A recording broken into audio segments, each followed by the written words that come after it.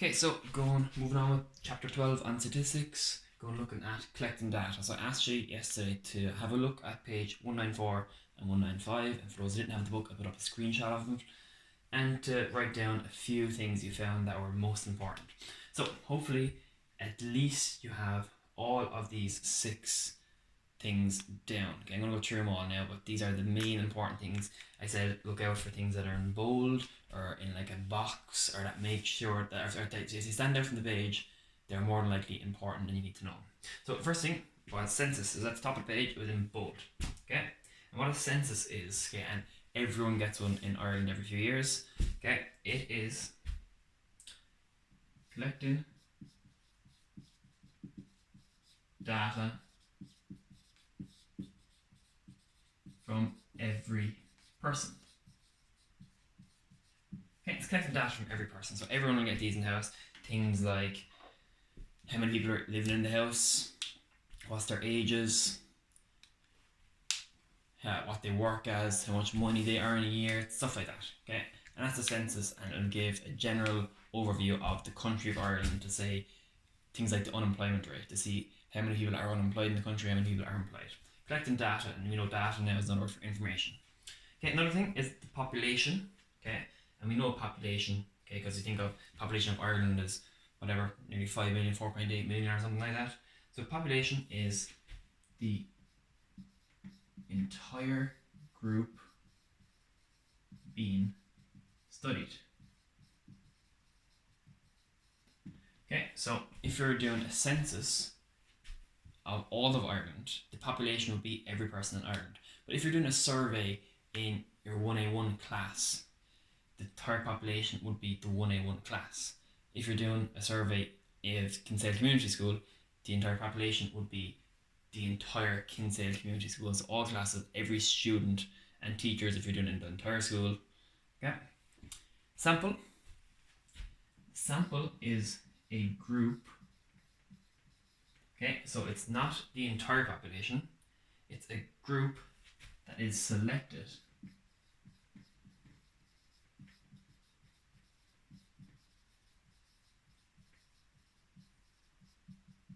space. Okay, it's a group selected from the population. That's an N down there.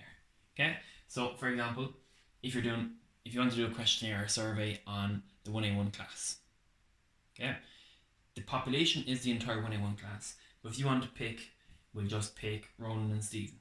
Okay, they are going to be a sample. So they're 2 people, a sample of the entire population. Okay, so same thing if you want to do a survey of the entire Kinsale Community School, the 1A1 class is just a small number of people in the population, so you'd be a sample of the questionnaire, you'd be a sample of the population. So the next thing is representative or unbiased. Okay, this comes up the whole time. Okay, a survey, okay, I'll just write down the entire survey is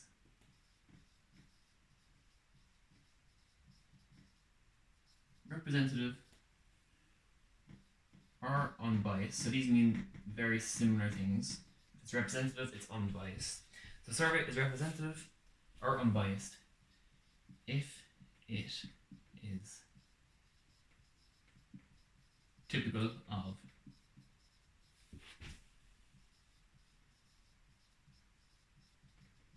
the population. So survey is representative or unbiased if it is typical of the population. What this means is if you do a survey on Kinsale Community School and you just give that survey to 6 years, well, that won't give you an overall view of Kinsale Community School. It'll just give you the opinions of the older students in the class. So it'll just give you the opinion of the 6 years. But they could have different opinions than the 3rd years, or the 1st years, or the 2Is, or the 5th years, or the 2nd years. So if it is typical of the population, if you're doing a survey on Kinsale Community School, if it's unbiased and representative, this means it represents the entire population. That means you might pick 2 people from 1st year, 2 from 2nd, 2 from 3rd, 2 from 4th, 2 from 5th, 2 from 6th. So you get a wide range. Okay, you might even go as far as getting maybe a male and a female of each of them. Okay, it's a wide range over your population, because maybe you mightn't have time to sample 1,000 people in the school, or even if you're looking at the countries, millions of people. Okay, so you want to get a sample that's unbiased and representative. Okay, so hopefully it leads into what bias is. So if this is typical of the population, a biased survey is not typical of the population. So for example, if I was in a survey on hurling, and my survey was all about hurling, and do you like hurling? What's your favourite hurley maker? What's your favourite crick to use? What's your favourite sitter to use? Okay, what's your favourite team? Who would you support? And if I just asked my hurling team, okay, this is not typical of the population of the entire Kinsale Community School. So what I'd have to do is I'd have to mix it up and ask some people maybe on the hurling team, some people not on the hurling team, some people who don't even play hurling. Yeah.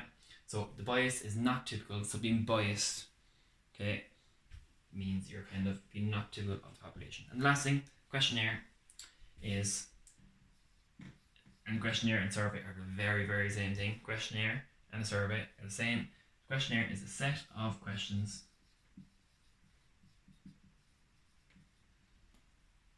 designed to get data from the population. Okay, so it's you done them the whole time. You see TYs come around the whole time with them, loads of different people come around. Can we do a quick survey of the class? What they're doing is they're getting information, getting data from the population. So you're actually in their population, what they're doing, okay, and you're being a sample of it, because you're being a small group that they select whenever they come into your classroom, and they are finding some information that hopefully is unbiased, that's representative. So maybe they mightn't do it of all the first years, but they pick G because maybe you're 1A1, so maybe they pick E more. Okay, and you are representing the entire first years.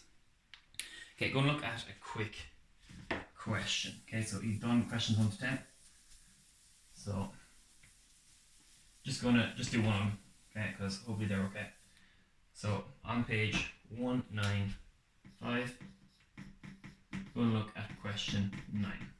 So I have it here in front of me. Hopefully you have it in front of you. If you don't, I'm going to call it out or go onto Teams and have a look at a screen grab that I put up. So it says, Jane has designed a questionnaire that includes the following question. She says, how old are you?